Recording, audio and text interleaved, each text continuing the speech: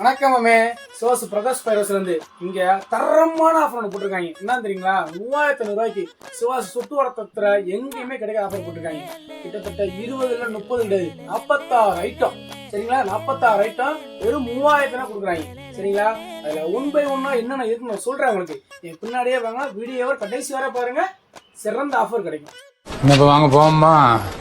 3500 ரூபா காம்போ சொன்னா அதுல முருக வாகனத்தை கொண்டு வந்திருக்கேன். மயில் வெடிச்சிங்க, மயில் ரக்கமா வெடிக்கும். பிடிச்சுக்கோ. அதை விட சிறப்பு என்ன தெரியுமா? 3 கலர்ல வான வெடி இருக்கு.